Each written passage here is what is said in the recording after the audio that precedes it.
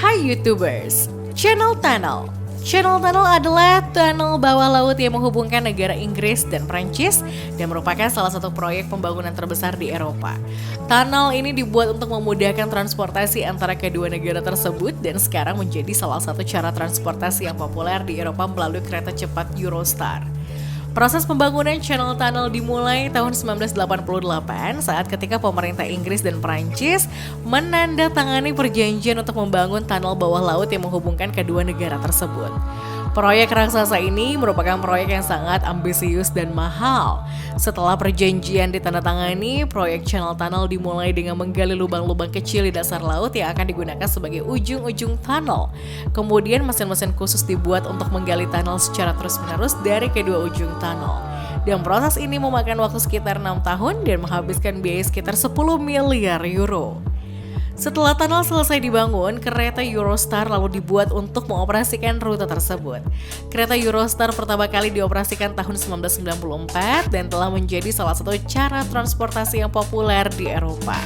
Kereta Eurostar ini mampu mencapai kecepatan sampai 300 km per jam dan menghubungkan Inggris, Prancis, dan Belanda dalam waktu kurang dari 3 jam.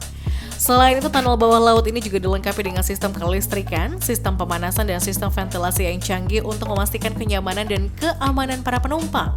Channel Tunnel merupakan salah satu proyek pembangunan terbesar di Eropa dan telah menjadi salah satu ikon yang menandai kemajuan teknologi dan transportasi di era modern.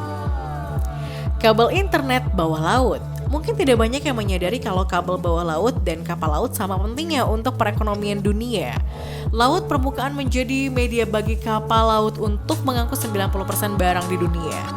Di bawahnya, dasar laut menjadi media untuk penempatan kabel dan pipa yang berfungsi memindahkan data, listrik, barang curah, cair, dan gas. Kabel bawah laut alias submarine cable atau undersea cable merujuk pada semua jenis kabel yang diletakkan di dasar laut, termasuk dengan cara ditimbun atau burial. Tapi kita akan fokus pada kabel bawah laut untuk telekomunikasi. Kabel bawah pertama kali digelar melintasi Selat Dover pada bulan Agustus 1850. Kabel telegram yang mengkoneksikan kota Dover di Inggris dan kota Calais di Prancis. Kemudian kabel telegram lintas Samudra Atlantik berhasil digelar menghubungkan Irlandia dan Newfoundland di benua Amerika pada tahun 1858. Sejak penemuan kabel fiber optik, kabel bawah laut sekarang sudah berkembang jadi sistem komunikasi kabel laut atau SKKL yang saling berhubungan dan saling mendukung. Dan dikutip dari ICPC, The International Cable Protection Committee, sampai tahun 2020 sudah terpasang lebih dari 235 sistem kabel bawah laut dunia dengan panjang total 997,336 km. Dan sekitar 97% komunikasi data yaitu suara, video, teks antar negara dilakukan melalui SKKL dan hanya 3% melalui satelit. Transaksi triliunan dolar setiap harinya bergantung pada sistem kabel bawah laut ini. SKKL umumnya dimiliki konsorsium yang terdiri 3-40 perusahaan yang hampir seluruhnya swasta dan kepemilikan negara hanya 1% saja. Di website ini, kita sendiri bisa mengakses peta interaktif sistem kabel bawah laut dunia yang diluncurkan Telegeografi, yaitu perusahaan riset dan konsultan pasar telekomunikasi global. Di peta interaktif ini, kita bisa melihat nama sistem kabel, landing point, panjang kabel, pemilik, dan tahun beroperasi. Instalasi kabel laut menggunakan kapal yang didesain khusus yang disebut cable ship atau cable laying vessel. Selain untuk instalasi, cable ship ini digunakan untuk perawatan dan perbaikan. Kabel ship juga dilengkapi peralatan untuk survei geologi dan oceanografi untuk kepentingan operasi laying dan maintain, tapi tidak dilengkapi kemampuan untuk mengetahui sumber daya alam.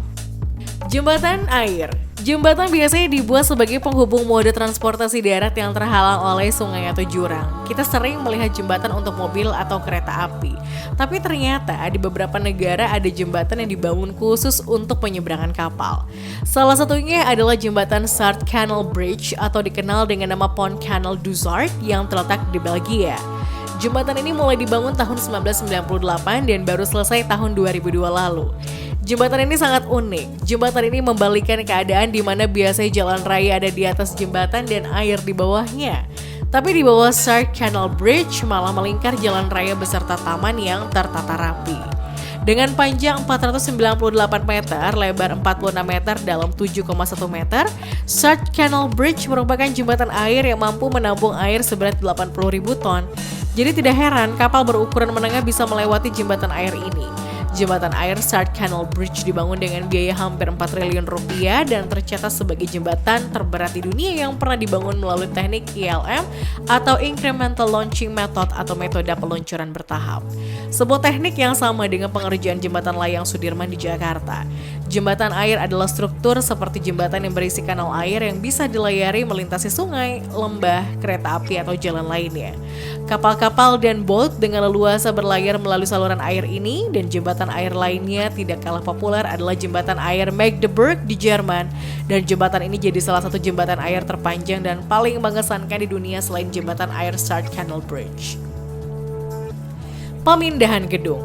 Penduduk Shanghai yang melewati distrik Huangpu Timur kota pada awal bulan November 2020 melihat pemandangan yang tidak biasa, yaitu ada sebuah bangunan berjalan. Sebuah sekolah dasar berusia 85 tahun berhasil diangkat dari tanah secara keseluruhan dan dipindahkan menggunakan teknologi baru yang dijuluki mesin berjalan. Dalam usaha terbaru kota untuk melestarikan struktur bersejarah, para insinyur memasang hampir 200 penyangga bergerak di bawah bangunan 5 lantai ini. Penopangnya bertindak seperti kaki robot, dan kaki robot ini terbagi menjadi 2 kelompok yang bergantian naik turun, meniru langkah manusia. Sensor yang terpasang membantu mengontrol bagaimana bangunan bergerak maju. Perusahaan Shanghai Evolution Shift lah yang mengembangkan teknologi baru ini tahun 2018. Video time-lapse yang diambil oleh perusahaan menunjukkan sekolah itu berjalan dengan susah payah. Selangkah demi selangkah, menurut pernyataan dari pemerintah distrik Huangpu, sekolah dasar Legina dibangun tahun 1935 oleh Dewan Kota Bekas Konsesi Prancis Shanghai. Gedung ini dipindahkan untuk memberi ruang untuk kompleks komersial dan perkantoran baru yang harusnya akan selesai tahun 2023 ini. Pekerja harus terlebih dahulu menggali di sekitar gedung untuk memasang 198 dukungan seluler di ruang bawahnya. Setelah pilar bangunan dipotong, kemudian kaki robotik tersebut kemudian diperpanjang ke atas untuk mengangkat bangunan sebelum bergerak maju. Selama 18 hari, bangunan ini diputar 21 derajat dan dipindahkan sejauh 62 meter ke lokasi barunya. Relokasi selesai pada 15 Oktober dengan gedung sekolah lama lalu ditetapkan jadi pusat perlindungan warisan dan pendidikan budaya. Proyek ini menandai pertama kalinya metode mesin berjalan. Ini digunakan di Shanghai untuk merelokasi sebuah bangunan bersejarah. Hanshin Expressway. Jalan tol ini dibikin tembus gedung bertingkat dan alasannya bikin geleng-geleng kepala. Bicara soal bangunan atau jalanan unik, tidak sedikit yang lokasinya berada di negara Jepang. Hal ini karena Jepang memang terkenal dengan keunikan inovasi yang sering dilakukan masyarakatnya. Dari sekian banyaknya hal unik terkait bangunan atau jalanan di negeri Sakura tersebut, ada satu yang cukup menarik perhatian, yakni ada ruas jalan tol yang dibuat menembus sebuah bangunan berbentuk gedung bertingkat. Bangunan tersebut bernama TKP Gate Tower Building yang ditembus oleh jalan tol Hanshin Expressway yang berlokasi di Osaka, kota di wilayah Kansai. Kisah jalan tol ini berawal saat pemerintah Osaka melakukan pengembangan ulang kota tahun 1983 dan tidak semua orang mau merelakan tanahnya ke pemerintah. Begitu juga dengan pemilik gedung TKP Gate Tower Building yang merupakan seorang pengusaha batu bara dan kayu. Tapi negosiasi terus dilakukan sampai 5 tahun lamanya dan hasilnya seperti yang kita lihat sekarang. Tidak menemukan jalan kesepakatan, akhirnya jalan tolnya dibuat menembus gedung ini. Pemilik sangat kekeh karena tidak rela bangunannya dihancurkan. Kemudian juga ada peraturan baru yang dibuat tahun 1989, isinya kurang lebih kepemilikan tanah menjadi kemungkinan untuk dibagi dua. Awalnya aturan ini sebenarnya diperuntukkan untuk jalan tol yang melalui bawah tanah, tapi namanya juga Jepang, tidak pernah berhenti berkreasi, dan jadilah tol yang melewati gedung bertingkat ini. Hanshin Expressway sendiri mengambil jatah 3 lantai dari TKP Gate Tower Building dari 5 lantai sampai lantai 7 untuk akses jalan Hanshin Expressway.